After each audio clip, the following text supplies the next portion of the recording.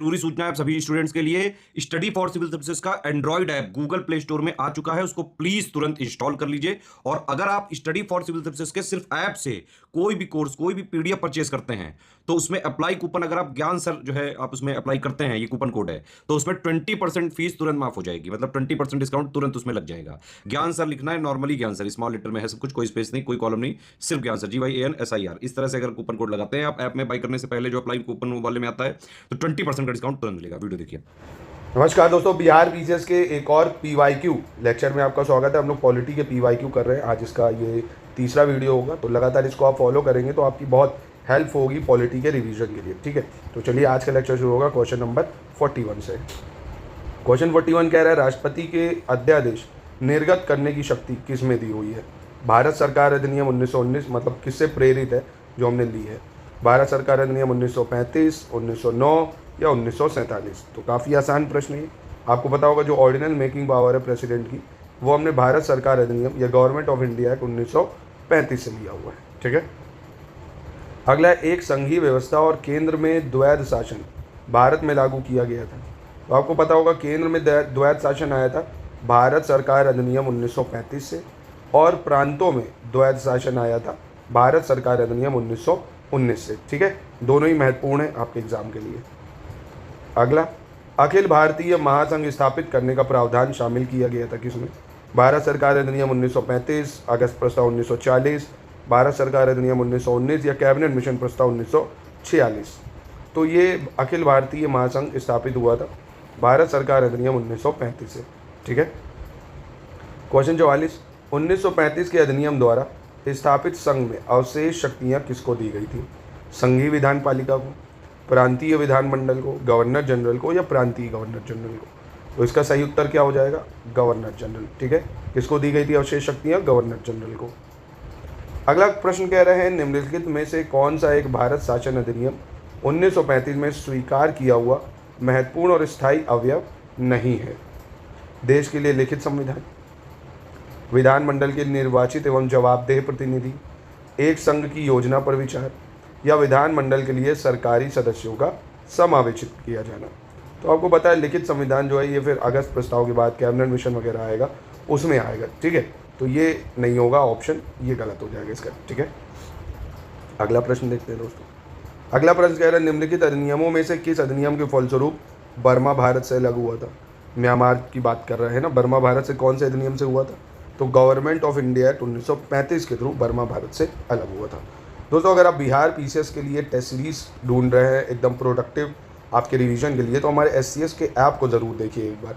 उसमें आपके लिए 60 टेस्ट की व्यवस्था करी गई है, section wise, GS full length, latest and pattern के, Bihar GK, budget, government scheme, सारे लेटेस्ट एंड पैटर्न के क्वेश्चन आपको मिल जाएंगे। उसमें बहुत सारे सवाल डायरेक्टली उससे आते हुए आपको दिख सकते हैं। क्वेश्चन 47 देखते हैं, कह रहे हैं, एक निर्वाचित संविधान सभा द्वारा भारत के संविधान का निर्माण करने का प्रस्ताव किया गया था? साइमन कमीशन द्वारा, भारत सरकार अधिनियम द्वारा, क्रिप्स मिशन द्वारा या कैबिनेट मिशन डेलीगेशन द्वारा? तो इसका सही उत्तर क्या होगा दोस्तों? इसका होगा क्रिप्स मिशन। क्या हो जाएगा? Cripps mission. क्या कमेंट बॉक्स में बता सकते हो आप क्रिप्स मिशन कब आया था भारत? बताइएगा दोस्तों कमेंट में क्रिप्स मिशन कब बना था। चलिए अगला प्रश्न देखते हैं। कह रहा है, कैबिनेट मिशन योजना के अंतर्गत संविधान निर्मात्री परिषद में प्रत्येक प्रांत को आवंटित सदस्य संख्या निर्धारित करने के लिए एक प्रतिनिधि कितनी जनसंख्या के अनुपात में था? 8 लाख, 10 लाख, 12 लाख या 15 लाख? तो दोस्तों एक प्रतिनिधि 10 लाख लोगों को रिप्रेजेंट कर रहा था। ठीक है, 49 देखते हैं। निम्नलिखित में से कौन अगस्त 1946 में गठित प्रथम अंतरिम राष्ट्रीय सरकार का सदस्य नहीं था? सी राजगोपालाचारी, डॉक्टर राजेंद्र प्रसाद, सर्वपल्ली राधाकृष्णन या जगजीवन राम? तो अंतरिम सरकार में सदस्य कौन नहीं था? तो जगजीवन राम जो थे, डॉक्टर S राधाकृष्णन, ये जो थे अंतरिम सरकार में नहीं थे। ठीक है, क्वेश्चन 50 देखते हैं। संविधान सभा में सदस्यों का चुनाव कैसे हुआ था? भाई आपको पता है कि संविधान सभा है, जैसे ये संविधान सभा, तो यहाँ पे जितने भी मेंबर हैं उनको जो 11 प्रोविंसेस थी उस टाइम, उसमें चुने हुए जो सदस्य थे, मान लीजिए जनता है, जनता इन प्रोविंस के सदस्यों को चुनेगी, प्रोविंस मतलब एक तरह से राज्य, इनके सदस्यों को चुनेगी। अब इसके सदस्य संविधान सभा के लिए चुनेंगे, है ना? तो कौन चुन रहा था भाई? सीधे जनता द्वारा, भारतीय राष्ट्रीय कांग्रेस का नामांकन द्वारा, भारतीय राज्यों के शासकों के नामांकन द्वारा या प्रांतीय सभाओं द्वारा। तो ऑप्शन डी इसका बिल्कुल करेक्ट हो जाएगा। अगला प्रश्न देखते हैं, संविधान सभा की प्रथम बैठक की अध्यक्षता किसने करी थी भाई? डॉक्टर राजेंद्र प्रसाद, भीमराव अंबेडकर, सच्चिदानंद सिन्हा या मौलाना अबुल कलाम आज़ाद। तो पहले जो बैठक हुई थी उसकी अध्यक्षता सच्चिदानंद सिन्हा ने करी थी। भारतीय संविधान सभा के उद्घाटन अधिवेशन की अध्यक्षता की गई थी, किसके द्वारा उद्घाटन अधिवेशन की अध्यक्षता की गई थी भाई? तो ये भी भाई सेम हो जाएगा, सच्चिदानंद सिन्हा जी के द्वारा। अगला प्रश्न देखते हैं, भारतीय संविधान सभा की स्थापना की गई थी किसके द्वारा भाई? संविधान सभा की स्थापना कब हुई थी? 9 दिसंबर 1946 को। कब हुई थी? 9 दिसंबर 1946 को। संविधान सभा का कह रहा गठन कब हुआ था? दिसंबर 1946, दिसंबर 1948, नवंबर 1950 या दिसंबर 1951। तो वही क्वेश्चन है, देखिए उसी तरह से दिसंबर 1946 में। भारत की संविधान सभा का प्रथम अधिवेशन कब हुआ? तो फिर से वही सवाल पूछा गया है, 9 दिसंबर 1946 को प्रथम अधिवेशन हुआ था। ठीक है, अगला कह रहा है भारतीय संविधान सभा की पहली बैठक कब हुई? तो फिर से देखिए वही सवाल है, 9 दिसंबर 1946। ये डेट बहुत ज़्यादा इंपॉर्टेंट है। भारत को एक संविधान देने का प्रस्ताव संविधान सभा द्वारा कब पारित किया गया था भाई? कि भारत को एक संविधान होना चाहिए, ये कब पारित हुआ? 22 जनवरी 1947 को। डेट याद रखिएगा, भारत को एक संविधान देने का प्रस्ताव 22 जनवरी 1947। अगला प्रश्न है, संविधान सभा में उद्देश्य प्रस्ताव या ऑब्जेक्टिव रेजोल्यूशन जो कि पंडित नेहरू द्वारा पास हुआ था, किसके द्वारा पास हुआ था? पंडित नेहरू द्वारा। एक सेकेंड, पंडित नेहरू द्वारा, इसको पंडित नेहरू ने पास किया था। अगला है, भारतीय संविधान के निर्माण से संबंधित निम्नलिखित कथनों में से कौन सा सही होगा? ये बताना है आपको।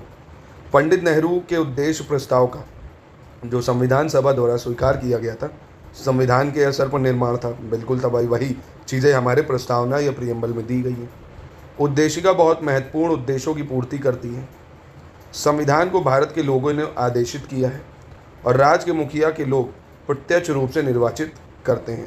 तो राज्य के मुखिया को लोग प्रत्यक्ष रूप से निर्वाचित कहाँ करते हैं भाई? आप देखते हो ना, वो तो प्रेसिडेंट होता है, तो ये तो गलत है, उसको तो इनडायरेक्टली चुना जाता है। 1, 2, 3 यहाँ सिर्फ सही हो जाएगा। ठीक है, 60 देखते हैं क्या कह रहे हैं। कह रहा भारतीय संविधान को बनाने हेतु भारतीय सभा के कुल कितने अधिवेशन हुए थे? तो भारतीय संविधान को बनाने में कितने अधिवेशन हुए? 7, 9, 12 या 15? तो इसमें दोस्तों 12 अधिवेशन हुए। कितने अधिवेशन हुए? 12 अधिवेशन। अगला कह रहा भारत की संविधान सभा की अंतिम बैठक की सही तिथि को बताइए। लास्ट बैठक कब हुई थी? 26 नवंबर 1949 को, 5 दिसंबर 1949 को, 24 जनवरी 1950 या 25 जनवरी 1950? तो संविधान सभा की अंतिम बैठक हुई है 24 जनवरी 1950 को। ठीक है, भारत के संविधान के निर्माण में संविधान सभा को कितना समय लगा है भाई? संविधान सभा को बनाने में कितना टाइम लगा संविधान को? तो 2 वर्ष 11 माह 18 दिन लगा है। कितना लगा है? 2 वर्ष 11 माह 18 दिन। भारतीय संविधान के निर्माण के समय संवैधानिक सलाहकार कॉन्स्टिट्यूशनल एडवाइज़र कौन था? ये भी बहुत इंपॉर्टेंट सवाल है। अम्बेडकर जी, राजेंद्र प्रसाद जी, BN राव जी या KM मुंशी जी? तो संवैधानिक सलाहकार थे BN राव जी। कौन थे? BN राव। अगला है, भारत का संविधान पूर्ण रूप से तैयार हुआ था 26 जनवरी 1950 को, 26 नवंबर 1949 को, 11 फरवरी 1948 को या कोई नहीं? तो पूरी तरह से बन के तैयार हुआ था 26 नवंबर 1949। इसीलिए हम लोग 26 नवंबर को कॉन्स्टिट्यूशन डे भी मनाते हैं और लागू होगा 26 जनवरी 1950 से। ठीक है, तो यहीं पे करते हैं इस वीडियो का अंत। आगे और हम लोग नेक्स्ट वीडियो में करेंगे, तो इसको आप लगातार अगर फॉलो करेंगे तो आप कहेंगे तो मैं क्वेश्चंस की संख्या बढ़ा भी दूंगा दोस्तों। और अगर आप किसी टॉपिक के PYQ करना चाहते हैं तो मुझे कमेंट बॉक्स में बता सकते हैं, वो भी मैं आपको करा दूंगा।